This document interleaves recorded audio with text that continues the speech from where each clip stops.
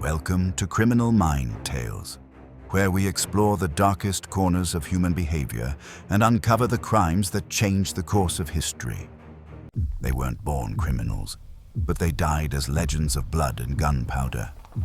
Before the world knew their names, before the newspapers called them the devil's sweethearts, Bonnie Parker was a waitress with dreams of Hollywood, and Clyde Barrow was just another poor country boy from Texas, trying to survive the Great Depression. But in a world where hunger was normal, where hope was a luxury, love became their only escape, and love led them to crime. Crime led them to fame, and fame led them straight to 130 bullets on a lonely Louisiana road. This is the real story of Bonnie and Clyde, not the Hollywood romance, but the truth. Raw, violent, tragic. Backstory. Bonnie Elizabeth Parker was born in 1910 in Rowena, Texas. Her father died when she was just 4. Her mother worked hard, raising 3 children alone in a tiny Dallas apartment. Bonnie wasn't like the others. She wrote poetry, loved photography, and dreamed of being an actress. But dreams don't pay rent. So she worked tables, smiled at strangers, and hid her loneliness between the pages of a small leather notebook. Meanwhile, Clyde Chestnut Barrow was born dirt poor near Dallas. His family lived in a tent under a wagon, doing farm labor just to eat. At 17, he stole his first car, not because he wanted to be a criminal, but because he was tired of being powerless. By 19, Clyde was in prison. And prison changed him. Violence, abuse, humiliation, it carved something dark into his soul. When he walked out of those prison gates, he didn't walk out as a boy. He walked out as a wolf. The spark, first meeting and first crime. January 1930, West Dallas. Bonnie was visiting a friend's house. There was laughter, cheap perfume in the air, and the distant clatter of a passing train. Then, the door opened. A thin young man walked in with dark, restless eyes, a chipped smile, and prison still clinging to his posture. Bonnie looked up from her notebook. He looked back. Just like that, the fuse was lit. She offered him a glass of lemonade. He offered her everything she didn't know she was craving: danger, freedom, and someone who finally looked at her like she mattered. Within days, they were inseparable, like 2 storms meeting in the same sky. Their first crime was almost accidental. Clyde needed a car. Bonnie just wanted to ride with him. They stole it, laughed as they sped across back roads, wind in their hair, fear in their stomachs, and that's when they realized. Crime felt like flying. Small thefts turned into stick-ups. Stick-ups turned into robberies, and with every crime, the world around them faded. It was just Bonnie and Clyde against everything 1932. This was no longer 2 lovers on the run. They became the Barrow Gang: Clyde, Bonnie, Clyde's brother Buck, and his wife Blanche. They hit grocery stores, gas stations, rural banks. In and out in minutes, no planning, no mercy. Clyde loved his fast Ford V8. Bonnie loved the camera more than the gun. She posed with pistols, cigars, her skirt lifted slightly. Not as a criminal, but like a movie star playing a criminal.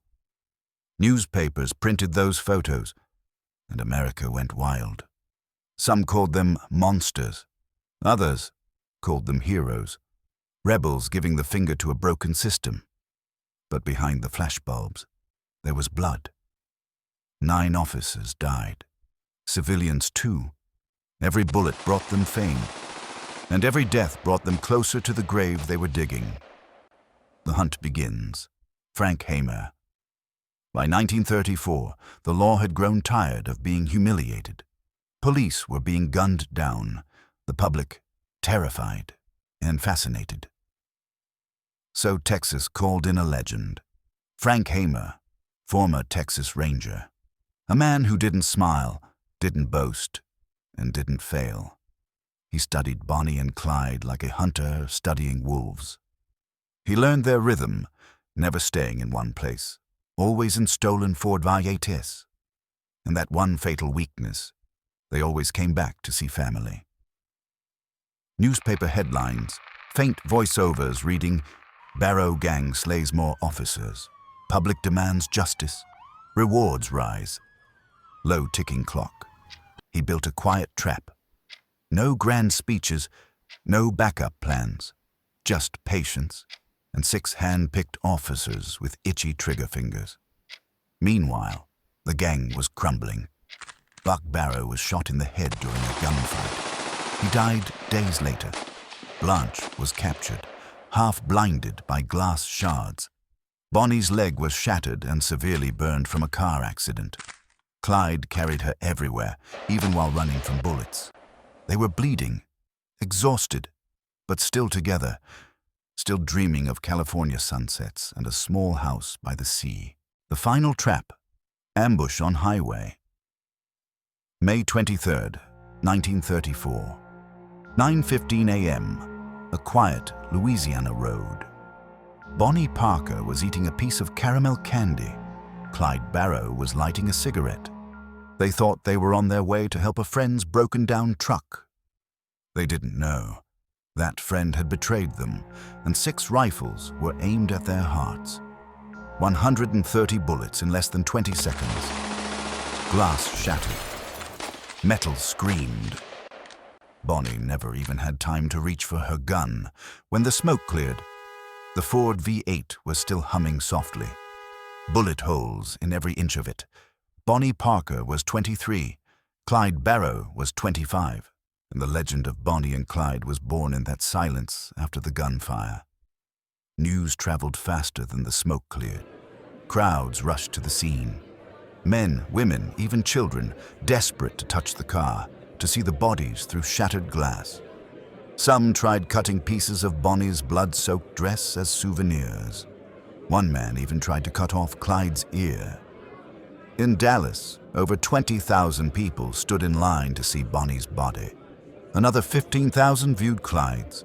The undertakers had to use embalming tools usually meant for car wreck victims because of how many bullets tore through their bodies. The notorious outlaws, Bonnie Parker and Clyde Barrow, are dead.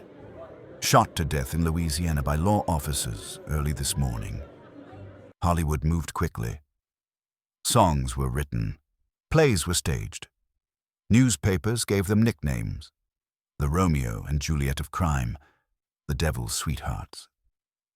But for the families they hurt, there was no romance. Widows buried husbands. Children grew up without fathers, and the blood on Bonnie and Clyde's hands didn't wash away with the rain. Still, something about them lingered.